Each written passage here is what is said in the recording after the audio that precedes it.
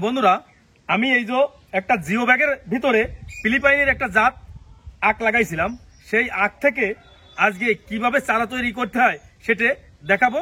দর্শক সবাই সাথে থাকেন।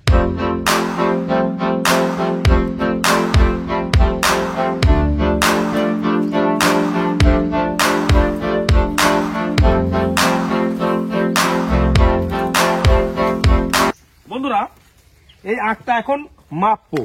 1 2 3 4 5 6 7 8 9 10।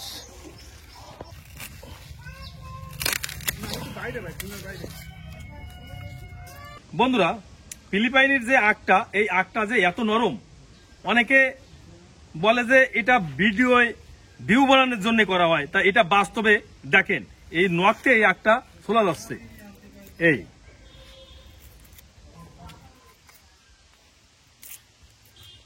বন্ধুরা, এই আখটা নখতে তো সুলে খাওয়া যায়, আর এর পাশাপাশি এত নরম এই আখ, এই আখ দিয়ে এই দেখেন আখ দিয়ে, আর এর যে এত রস বন্ধুরা দেখেন।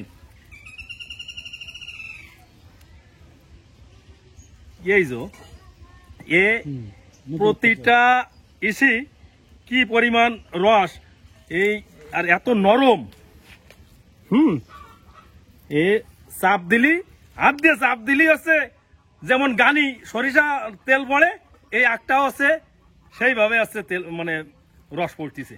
বন্ধুরা, এই প্রথমে আছে আমাদের এই যে জিও ব্যাগ, এই জিও ব্যাগগুলো পানি দিলে হচ্ছে যেমন হচ্ছে ইসে ব্যারেলের ভিতরে পানি দিলে তলায় হচ্ছে ছিদ্র অনেক সময় বন্ধ হয়ে যায়, পানি বেঁধে আসছে জিনিসটা মারা যায়। আর এই জিও ব্যাগে ওই সমস্ত কোনো রিস্ক নেই, এ পানি দিলে আস্তে আস্তে ঘেমে চলে যায়। তো এই জিও ব্যাগের মধ্যে সর্বপ্রথম হচ্ছে আমরা মাটিটা তৈরি করেছি, যেমন হচ্ছে ভার্মি কম্পোস্ট দিছি হচ্ছে আপনার একটা ব্যাগের মধ্যে 4 কেজি ভার্মি কম্পোস্ট দিছি, কোকোপিট দিছি 2 কেজি, তারপরে হচ্ছে আপনার কিছু মুরগির লিটার দিছি, যে লিটারগুলো অনেক পুরাতন লিটার 1 বছরের, এইগুলো দিয়ে আর 0.5% মাটি দেওয়া হয়েছে, দিয়ে মাটিটা তৈরি করেছি।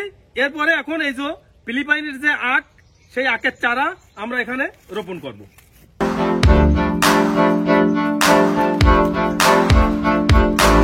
এবারে গোড়ায় একটু পানি দিয়ে দিতে হবে।